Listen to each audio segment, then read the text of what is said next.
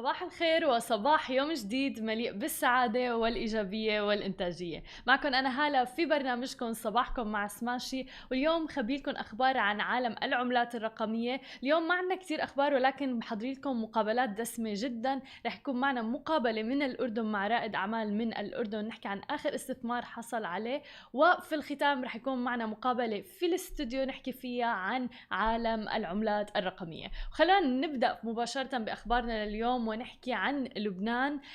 قال حاكم مصرف لبنان البنك المركزي رياض سلامة إن أموال المودعين أمانة في بنوك البلاد، وربما يصبح بمقدورهم قريبا الحصول على بعض دولاراتهم. وبعد ما كانت مصنفة من أكثر البنوك ربحية في العالم، جمدت البنوك اللبنانية وصول العملاء إلى ودائعهم ومنعتهم أيضا من تحويل الأموال إلى الخارج. طبعا كل هذا بعد الأزمة المالية اللي تفجرت في أواخر عام 2019.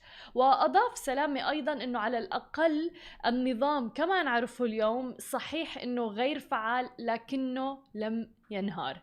انهيار النظام قد يكون عندما يحدث إفلاسات في المصارف. لم تحدث ولم تحصل إفلاسات في المصارف حتى الآن. نحن كان هدفنا الأساسي المحافظة على أموال المودعين، وهو ما يقتضي أن لا نترك مصارف تنهار في لبنان.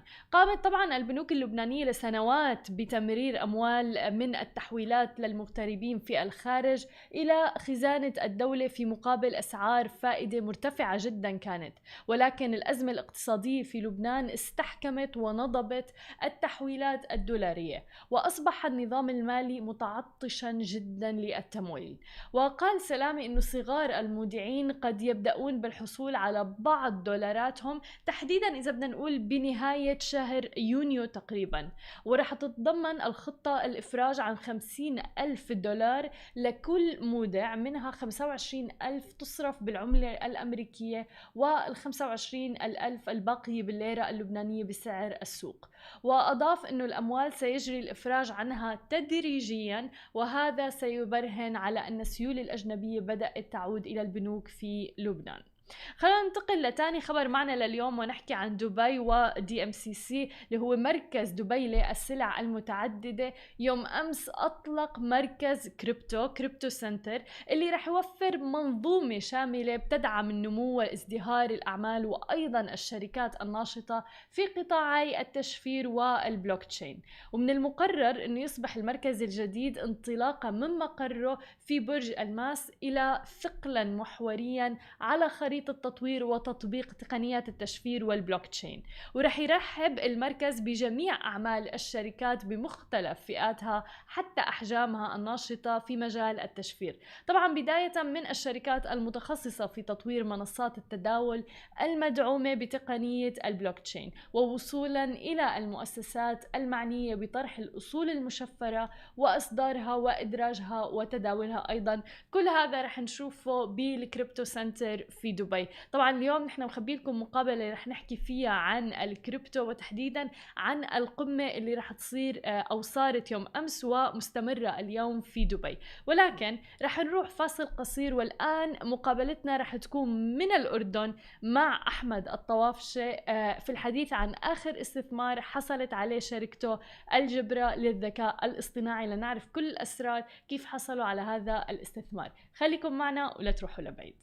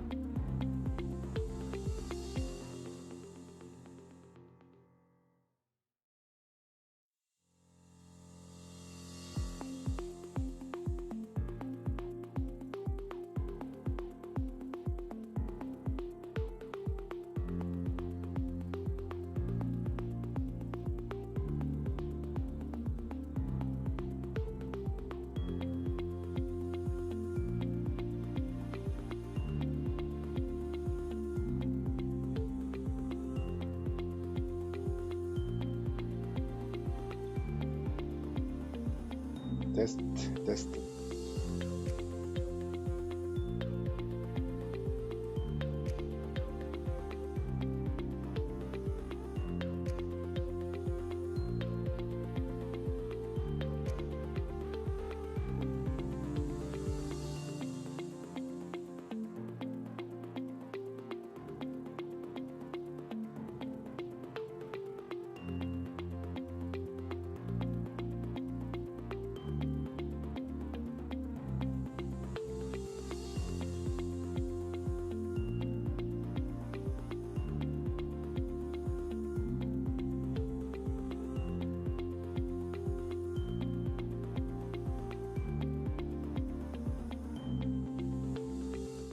ورجعنا لكم من جديد، ومعنا اليوم ضيفنا من الأردن أحمد طوافش، المؤسس والمدير التنفيذي للجبرة انتليجنس. أهلا وسهلا فيك معنا اليوم.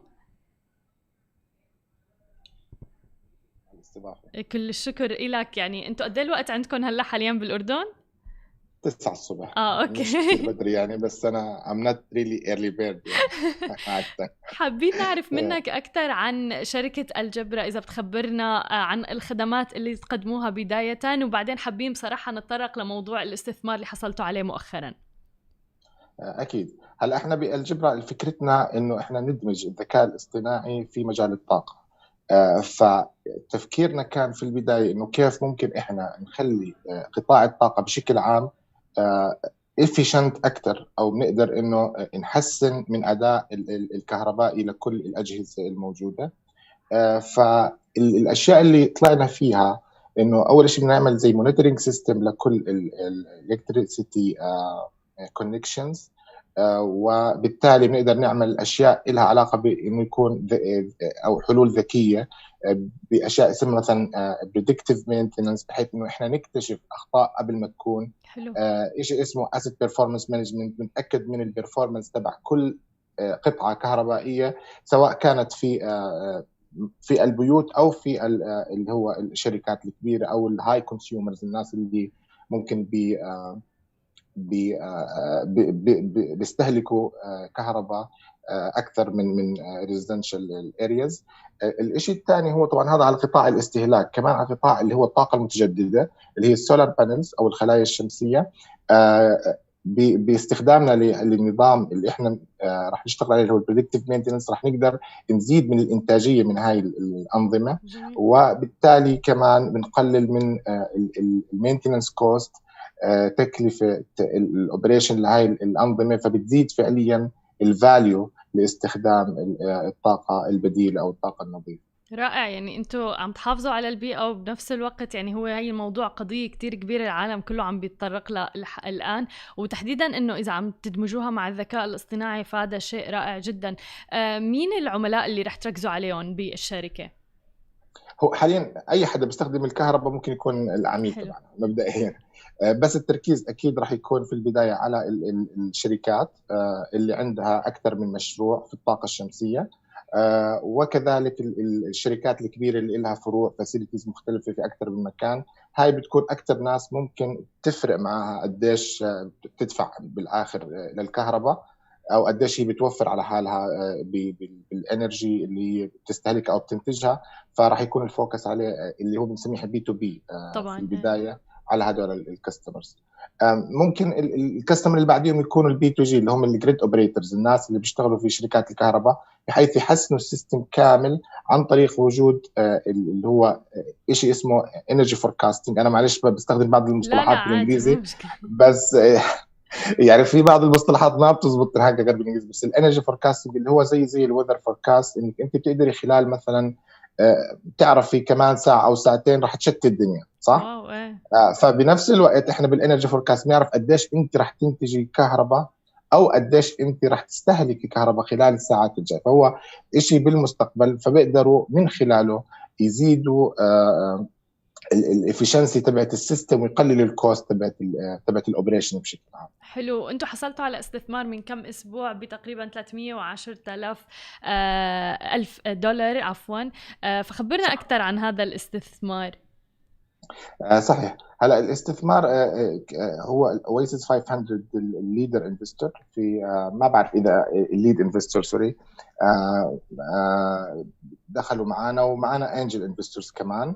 الفوكس تبعنا بهذا الاستثمار انه احنا نشتغل على البرودكت ديفلوبمنت تبعنا، نخليه قادر او واصل لمرحله نقدر انه احنا تسكيلت برا الاردن. فهاي الهدف تبع الاستثمار كان مبدئيا. حلو، جميل جدا. طب عندي سؤال، لأنه يعني قليل ما نعمل بصراحة مقابلات مع أشخاص بالأردن، فحابة أعرف منك أكثر ما مدى سهولة إنه الواحد أو الشركة الناشئة تحصل على استثمار تحديدا في الأردن؟ شو الشغلات اللي جذبت كمان المستثمرين عندكم؟ لا هلا اكيد الاردن سوق، مش سوق كثير كبير، ولكن مليء بالكفاءات صراحه. فعلا. في كثير فاوندرز فعليا قادرين انهم يطلعوا برا الاردن بسهوله، وعندهم الكابابيلتيز. حتى عندنا التالنتس شيء كثير ممتاز. والكوست تبع انك تفتح شركه في الاردن مش كثير عالي. ممكن يكون طبعا في دول حوالينا يكون يعني اقل كلفه، بس لما تيجي تطلع على الكفاءات كومبيرنج مع الكوست بيكون إشي كتير كويس إنه الواحد يفتح بالأردن. فأنا بشجع الناس تفتح أكيد بالأردن. بس أكيد أنا دائما بحكي إنه الأردن هي عبارة عن مكان إنك أنت تجرب البرودكت فيه، ولازم تسكيلت برا الأردن. بالضبط، لأنه السوق الأردني بالآخر سوق مش سوق كتير كبير إنه تقدر تبني عليه كل البوتنشل لمشروعك او للستارت اب. وكيف كان صدى الناس لما شافوا مثلا البرودكت تبعكم تحديدا انه بعده بمراحله الاوليه يعني؟ هلا احنا بنشتغل الحمد لله مع كثير شركات منيحه بالاردن. يعني انا ممكن ما اذكر اسماء، بس في عندنا بنشتغل مع هايبر ماركت كبير، بنشتغل على الافشنسي تبعت الالكتريسيتي سيستم تبعه. بنشتغل مع شركات لها علاقه، شركات بتنفذ المشاريع الطاقه. عندهم مشاريع كثير بين ال 100 وال 150 مشروع. بنشتغل مع برضه مع من الجامعات الأردنية. بدنا نحاول برضه نسوي مونيتورنج لأكثر من باور بلانت عن طريقهم. فقاعدين صراحة بنشوف كثير انترست بالمجال اللي احنا قاعدين نشتغل عليه، وإن شاء الله إنه احنا بنكون يعني بنقدر نقدم إشي اللي هو يعمل فرق. وهذا اللي احنا what we believe in إن شاء الله. جميل. طيب وكيف كانت نعم. فترة كورونا معكم؟ احنا بلشنا بكورونا. احنا احنا اصلا بلشنا يعني كورونا بالنسبه لنا كانت حافز صراحه انه نطلع بشيء يقلل من اللي هو الاوبريشن والمينتننس اللي هي لازم تكون انت بالسايت عشان تعمليها. فكانت الفكره اصلا انه يكون عندك، فكرتنا اليوم احنا هي عباره عن موبايل اب او بلاتفورم تقدر تنزليه على الموبايل، اندرويد، اي او اس، ويب، بحيث تقدري انت تتراك اي مشكله او اي اكتيفيتي بتصير بالسايت وانت مش بالسايت. فهي كانت البدايه.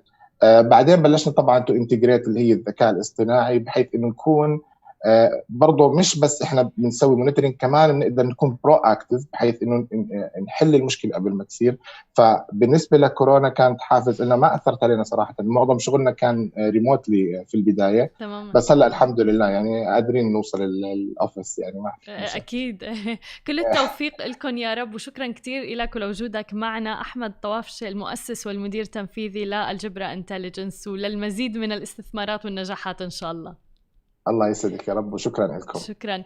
خليكم معنا بعد الفاصل، رح يكون معنا مقابلة مع نيكيتا الفاوندر والسي او، رح نحكي فيها عن البلوك تشين، الكريبتو كورنسيز والعملات الرقمية. خليكم معنا ولا تروحوا لبعيد.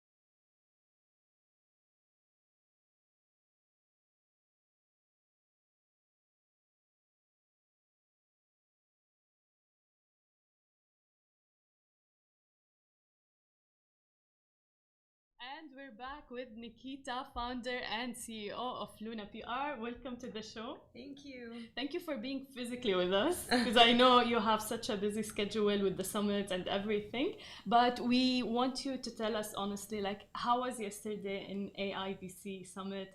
What's the environment for people who couldn't make it?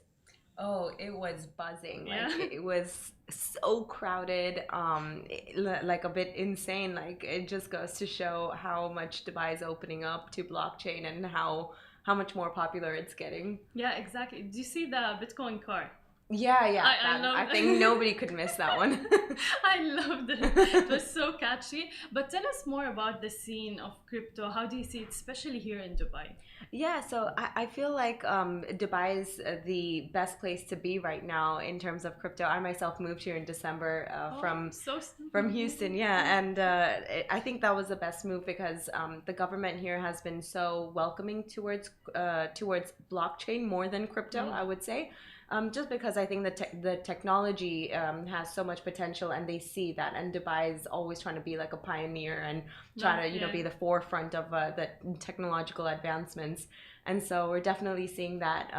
We're definitely seeing that here, and I think AIBC was just a representation of that. 100%. Like I was looking at the tweets and everything. Like everyone's posting pictures and they're networking with people who are like-minded. And so tell us more about that kind of environment yesterday. Yeah, the networking was fantastic. I mean, you have Brock Pierce here, who's one of the founders of USDT, and that's like something that we use every day in the crypto. He's like a crypto celebrity. So I remember like I posted a picture with him yesterday and I was like, I'm here, guess who I'm with? And nobody knew, like a lot of people didn't know who he was, and he looks a bit like an actor David Spade. So they were like, what's David Spade doing in crypto? And I'm like, oh man, like come on, like he's like awareness. Yeah, like we need to know a little bit more about who these crypto celebrities are. But I love it. Like it was literally buzzing yesterday, even on social media, about the summit and everything. And just recently, like Dubai announced DMCC, a crypto center. Yeah. So I'm like, all those news like are perfect just for people who are like into blockchain investment and cryptos and everything. Yeah, we've been trying to get into DMCC ourselves, and it's such a perfect hub, like the fintech hub, and you have everything from a legal department, from small projects and new projects and startups and incubators, accelerators, like everything all in one place. It's awesome. Yeah, exactly. When did you start investment in blockchain and cryptos? So I got into crypto in 2017. Oh wow. Yeah, and I was basically I was doing something like this actually. So I was doing corporate videos and just like interviewing clients and stuff. So one project was about cryptocurrency. It was like one of the earliest cryptos that came out of Singapore. And I asked him, I'm like, what's an ICO? What's crypto? What's blockchain? Like, what is this language? And he was like, oh, do you know if you invested $100 in Bitcoin in 2009, today you'd be a millionaire. So I'm like, okay, that's it. Like I went home and I know, like done, opened a Coinbase account and I just started like going all in. And what I loved about it was that I was like, I was a fresh graduate. Like I was new to the whole world of finance and investing, and no one had taught me. My degree was in environmental science and chemistry. I had no idea about anything financial, and it just used to like intimidate me when I used to hear words like equity and stocks, and I'd be like, oh, don't talk to me. But what happened was, when you're hands-on, like everything becomes so much more easier. It's like me telling you, how does a credit card work? Like, how does a technology? You don't really care, right? You just tap it, you use it. And that's how I think crypto will become better known, is once people start using it. But going back to 2017, I just opened a Coinbase account, started investing, and the beautiful part of crypto, and why I think there's so many millennials in crypto today, is because you were able to buy half a Bitcoin, quarter of a Bitcoin, 1/8 of a Bitcoin, but I was not able to go and buy half a Apple share. And now the technology has changed. Now we have fractionalized stocks, but back then we didn't. And that's why crypto blockchain has opened the world to so many new technological advancements. And that's when I just fell in love with it. I was like, wow, this is revolutionary. 100%. And now, like, I can even tell from my friend, the youth, the conversation has changed. People are talking about cryptocurrencies, about investment, and did you invest in this or how about that? It totally changed from the past. So having this chance of being an investor while being young is amazing. Yeah, for sure. I think it's very empowering. Crypto has been very empowering and has made has made some very poor people to very rich people. Yeah, we've seen examples. But how did you how did you teach yourself about crypto? I think Coinbase made it very easy. I just logged in and it was just literally a buy button, and it had like a weekly a set, so it would like every week take out like $100 from my bank, and I was just like, okay, just take it, just let's invest, let's do something, because when you really believe in something, and I'm stubborn like that, I'm like, no, like I believe it. And everyone was like, even my parents were like, Nikki, like, oh, you're wasting your money, like, are you sure? Like, at least invest in an Apple share before you invest in Bitcoin. I'm like, no, I'm gonna do this. All in. Yeah, went all in. Nice. What about, like, we see a lot of people who are scared to invest still till this day. What would you tell them?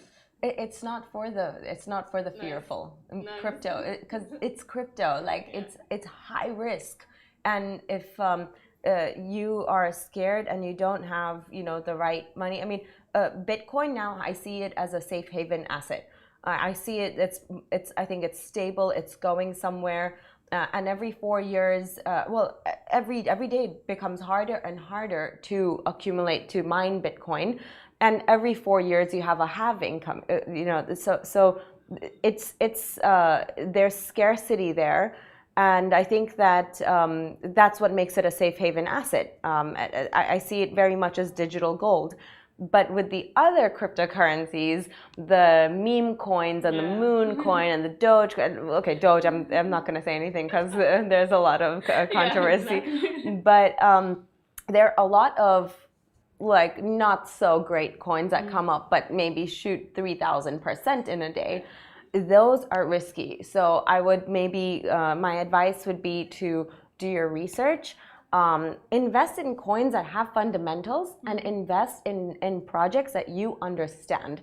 If you don't, like, that's what Warren Buffett says. If you don't understand, don't invest in it. Warren Buffett invests in the most simple things, like a candy, like a house, like cars, like he understands, he uses it. If you cannot use it, don't invest in it. 100%. And you spoke about mining, and there are a lot of things and question marks about mining Bitcoin, especially recently, and the environment. So what do you think about that? I've heard like now they're looking into Bitcoin, green Bitcoin now. Oh yeah, Elon Musk started a whole tumble. Yeah, it's sad actually. It's scary to think how one person can have so much influence over cryptocurrency, but maybe this will help us like evolve as well. And we're all evolving in this crypto world every day. Regarding the green energy thing, I think what happens is we're finding ways. Look, we're evolving, and I think that Bitcoin has actually opened up ways for people to explore sustainable ways to mine Bitcoin, because they know that it's very energy consuming. And already there's so many initiatives being taken to mine Bitcoin in a more sustainable way. One of our colleagues actually, her mom owns a, like a landfill to energy, platform here in Dubai. So, to just connect that energy world to the crypto world, to be the bridge and introduce, in these innovative ways, I think will open up the doors to sustainable mining. Hopefully, because a lot of people are looking into it. And the most asked question, to be honest, is will banks support cryptocurrencies at some point? Absolutely. I mean, already Saudi is big on Ripple. I think today they mentioned on the news yesterday that Dubai will be accepting cryptocurrency, even though they weren't, so they didn't love it. Someone spoke about it. I can't remember too well, but they were like, but we're going to have to, start accepting it, because if you can't beat them, you have to join them. And I think the banks start to realize. Yeah. But banks have been using blockchain technology already for the last 10 years. The top 10 largest companies are using the technology behind Bitcoin. Yeah. So I think definitely they'll start using it. They'll have to start using it. Hopefully. I want to speak about Luna PR as well, because you focus as well on blockchain. Yeah. As one of your main areas. Why did you choose that? Don't you think that might limit you, for instance? I fell in love with blockchain in 2017, as I mentioned, when I got my hands dirty. And I think what happened was I was going to all these conferences, and I was noticing a lack of the bridge, like what I was just talking about. There was no bridge. You had these technical guys, and then you had these these finance guys, these institutionals that were coming in, and there was just no bridge connecting crypto to the mainstream, to the real world. Yeah. And that's what I started doing. I said, guys, I have a good Instagram following at the time. It was a decent. I was like, let me make a video and let me explain to my friends what you guys do. So I started doing these little videos, and I started getting more and more popular. And I actually started getting overwhelmed. So I thought, okay, like I have now, a bunch of companies asking me to be on their board of advisor. I'm a one-man band here. So I started the team. Last year we had, I think, 3 people on our team, and today we have 30 people on our team. So I'll definitely, there's definitely no limitation. I think everyone will be looking at blockchain technology, just how today we're using the internet. Everybody one day will somehow be connected to blockchain technology. Amazing. And that takes me even like, where will we see cryptocurrencies in the future other than investment and trading? Will we see it in other aspects? Yeah, I think more than cryptocurrencies, we'll be seeing the technology behind it. We'll be seeing blockchain everywhere. Cryptocurrency still has a long way to go, in terms of regulation and how we're going to use it and mass adoption. How do we tackle issues like scalability, interoperability? How do we actually use it on a day-to-day, and volatility? So we're still learning, we're still evolving, but the technology 100% is already being implemented. Exactly, it's done. Yeah, it's done. Done deal. Thank you so much, Nikita. Thank you for being with us and for this informative interview. Hope you enjoy AIBC today as well. You'll be there? Yes, I'll be there. Amazing. Yeah. We will be streaming it as well on our platform, so you guys can watch it for whoever will miss it. I'll see you tomorrow, same time. Bye.